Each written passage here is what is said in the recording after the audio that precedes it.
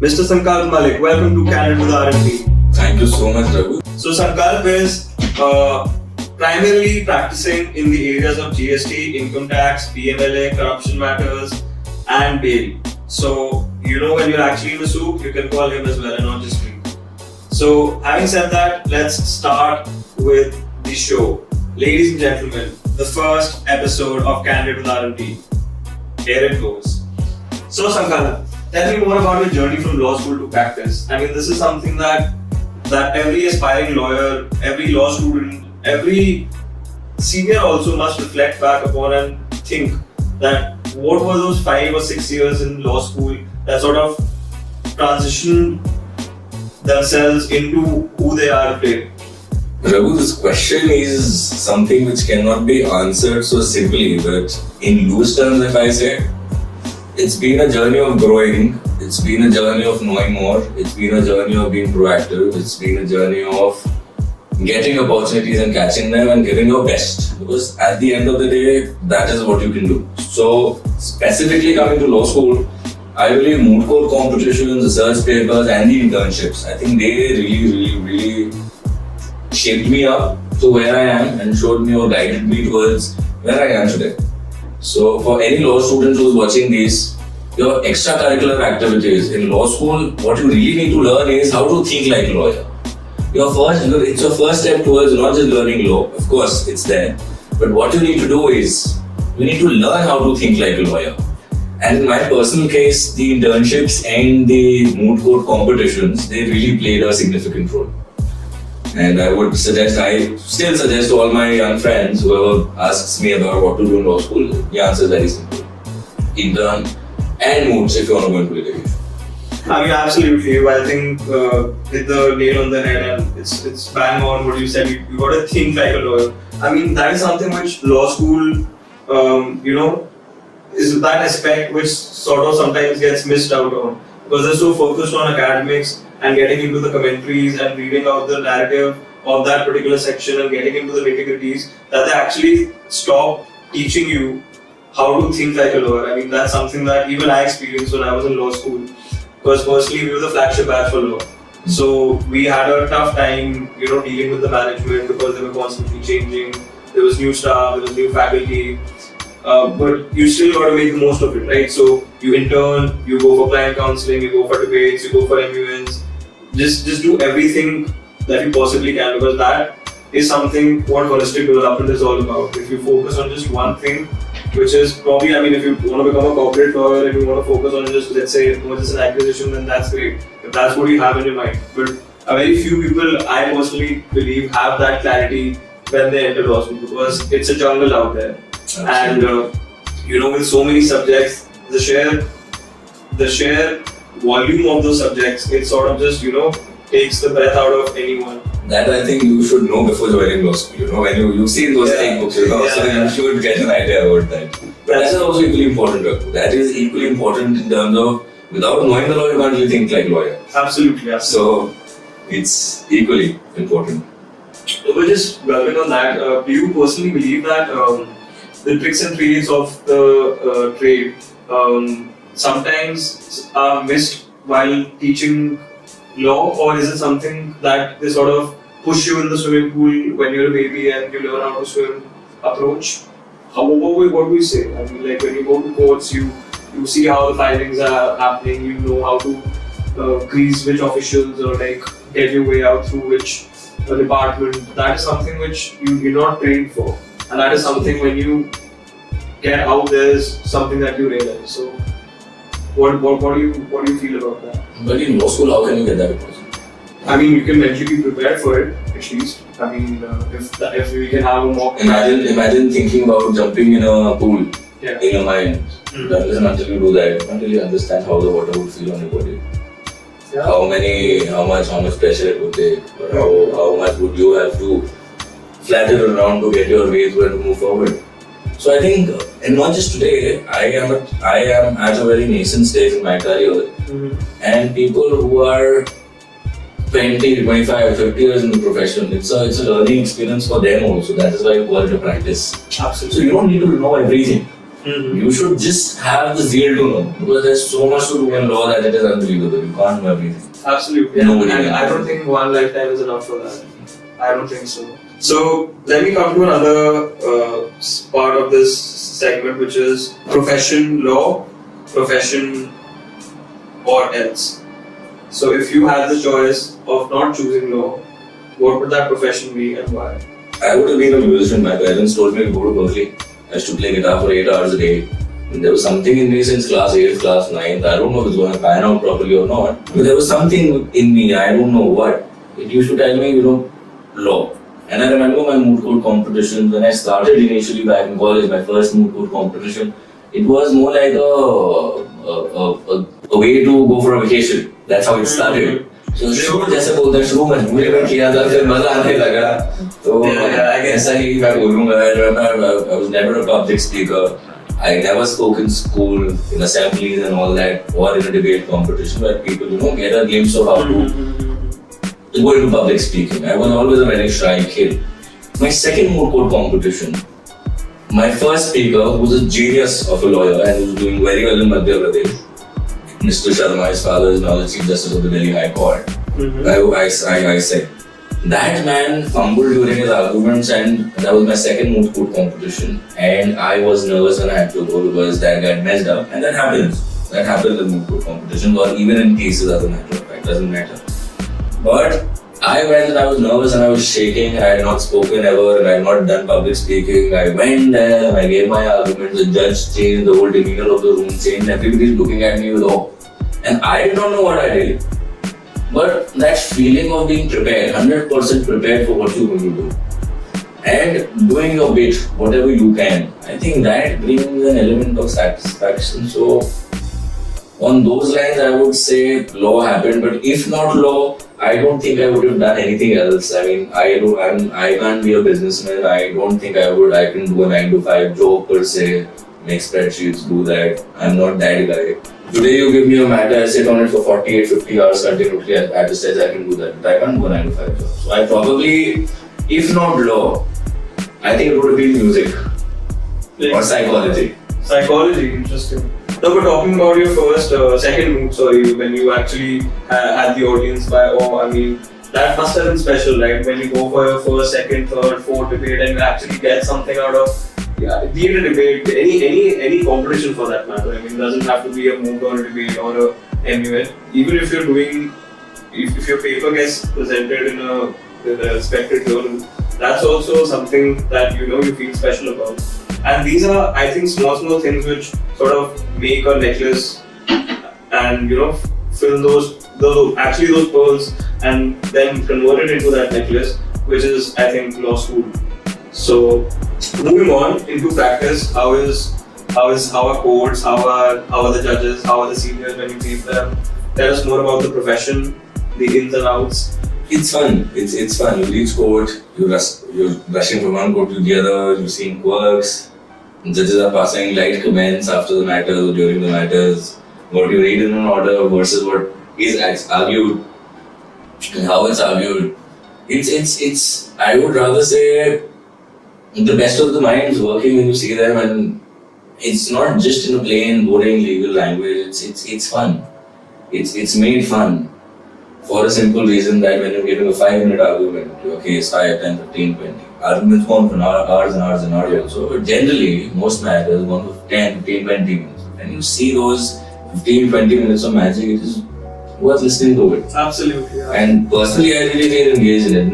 Even if I haven't read a matter, if there's somebody else arguing a matter in the court where my matter is coming up, it's always a learning experience. It's always an experience where you get to know something more. That is why I call it a practice. Mm-hmm. And that is why it is a practice, because you can't know it. When you hear something, when you hear an argument in a different way which you haven't thought about, or if an argument you've thought about but there's somebody else presenting it, there are many things that happen. So it's a wonderful thing. You're on your toes, maintaining your file, going to court, reaching there on time, having 5 matters in 5 different courts, managing those 5 courts, running from one court to the other, go to the 4th court, getting a chance to argue, making a mark, people liking your argument, and you being satisfied that you made a good argument. it's a whole process. It's a process of a whole. It's not one process. Yeah. To argue well, you need to prepare well. To prepare well, you need to read well and research well. To read and research well, you should basically know what to research, what to read, and where to read. Like I said, how to think like a lawyer. So I think these are stages, and we all get better.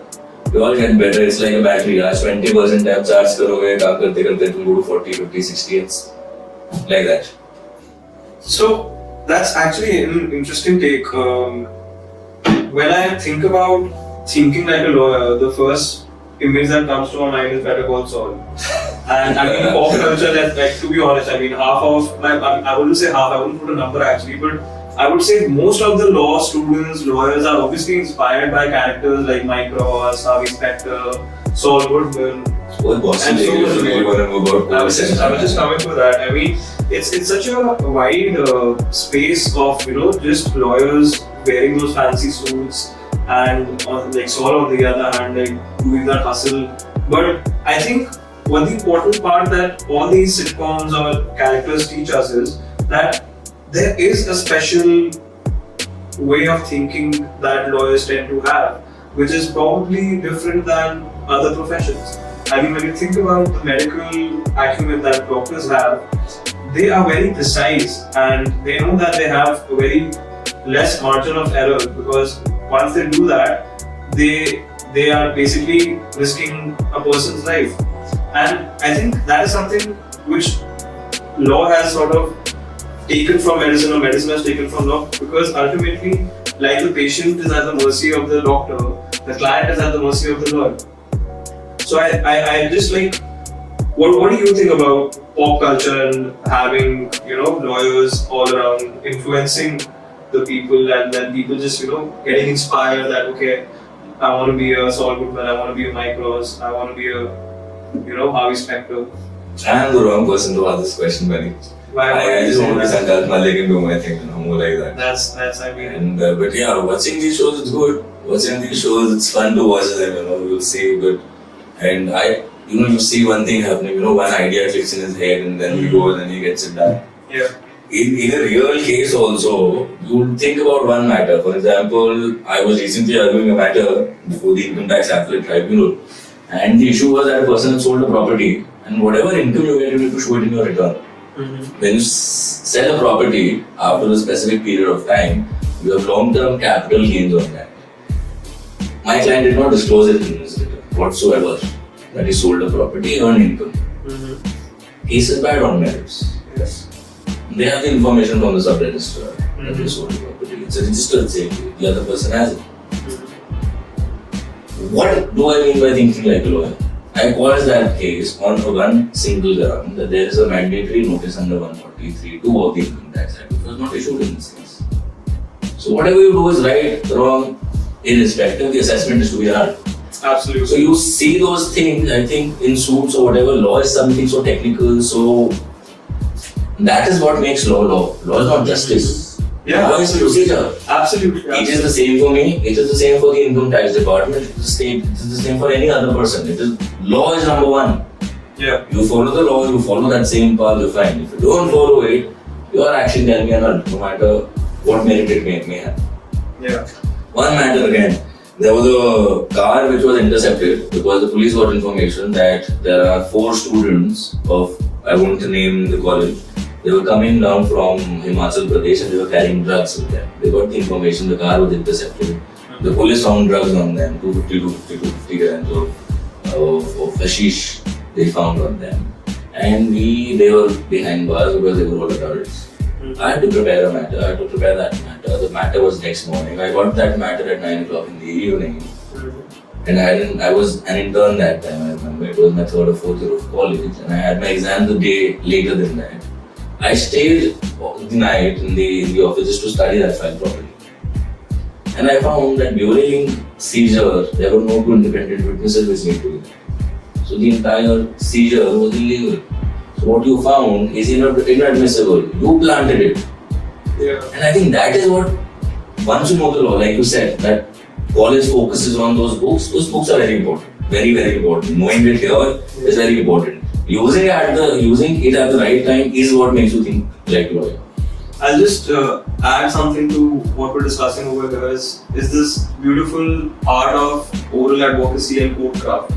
I mean, that is something even the brightest of the brightest minds sometimes, like hesitate, or I would say not necessarily be at their best, because there is a certain demeanor you have to present when you're in front of a judge and you're making those arguments.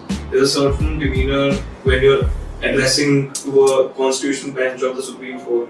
There's a certain demeanor whereby you have to maintain that composure while you're walking through those corridors in a court.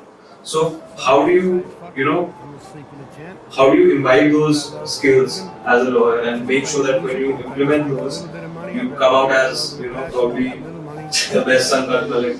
I wish if the answer was easy, I think everybody would have had it. Yeah. You make it sound like there was a pill which I put in this water and I drink it and I'm good. Like, well, have you? But no, buddy, that's not how it is. I would again come back to what I said, it's practice. When there's a matter, let's say there's a matter where you have to argue on forensics, right? There's a scientist who would know that there's a murder case, the body was there, the suspect is the wife and the girlfriend, or the suspect is the husband and his girlfriend, that they killed the wife. And there was an allegation. There's a bit of forensics, so there's a bit of that information that when the body moves after the person's died, if you move the body, there would be a pressure on the cell, and you can see that the body's been moved. There are these small things, like I'm just giving a hypothetical example here, which I did in one case.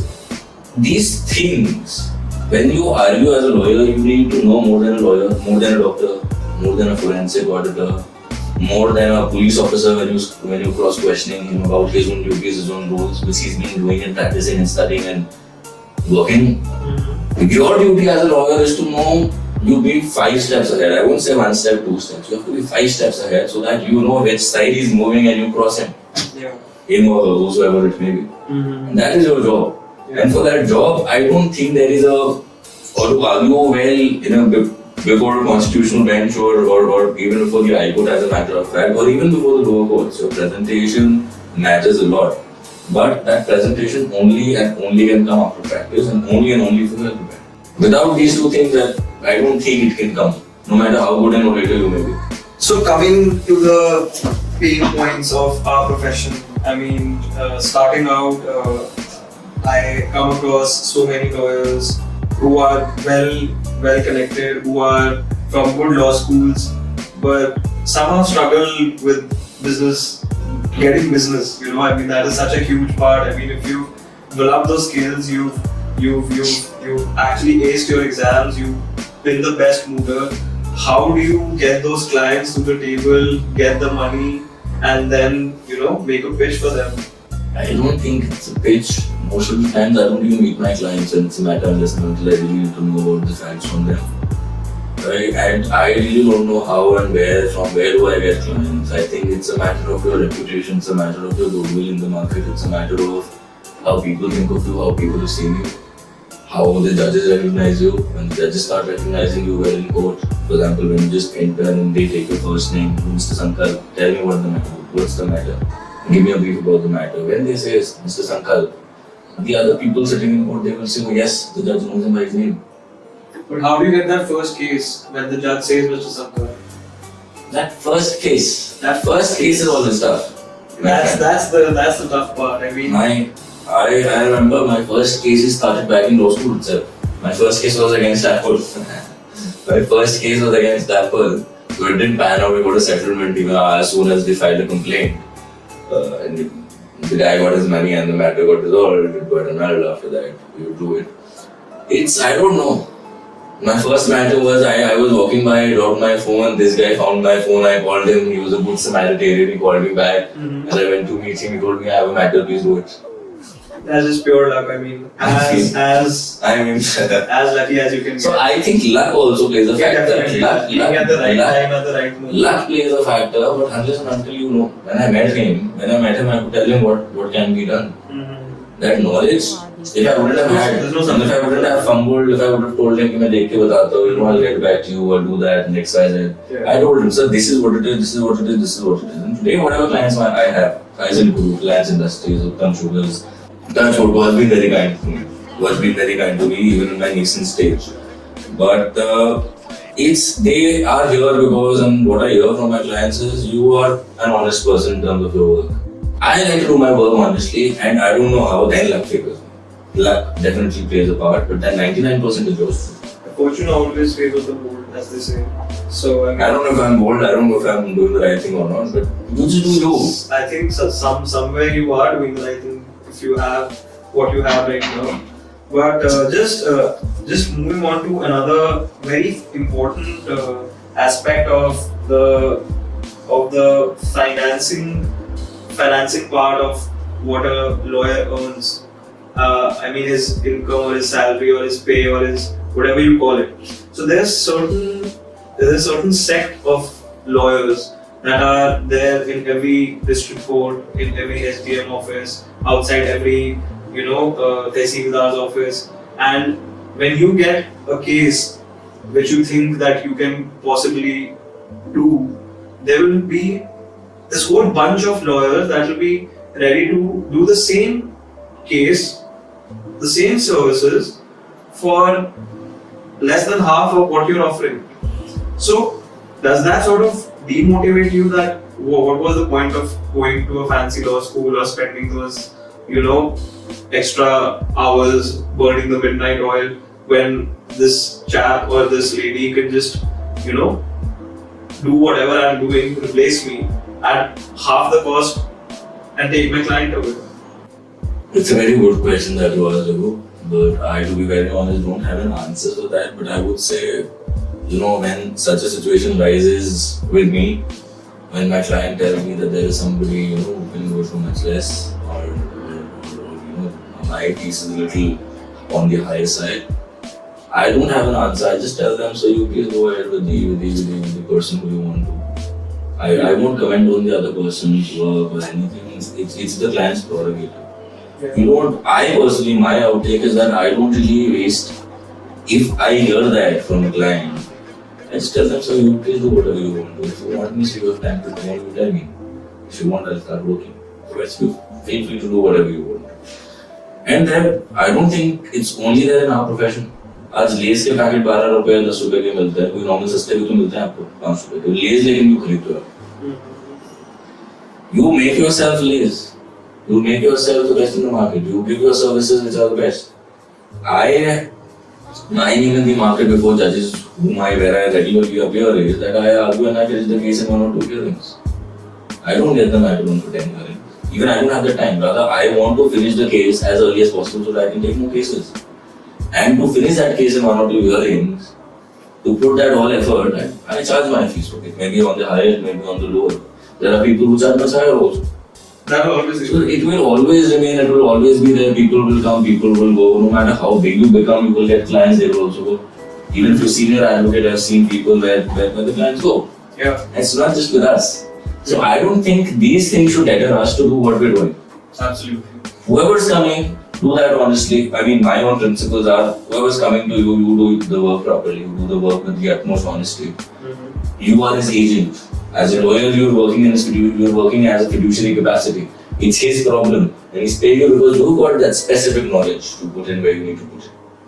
So that is something which you should be honest with the client. When you're honest with the client, you'll get work. I don't think there is something which will stop. I don't know about future, and I'm in my nascent, I'm at a very nascent stage. Mm-hmm. I don't know what tomorrow holds for me. Yeah. I can't say, but what I can say for today, for right now, and for what I've seen in the past is, you do your work, man. So with that, we come to the end of our segment, but it's, as you say the best for the last, so we're going to have a quick rapid fire round with Sankalp.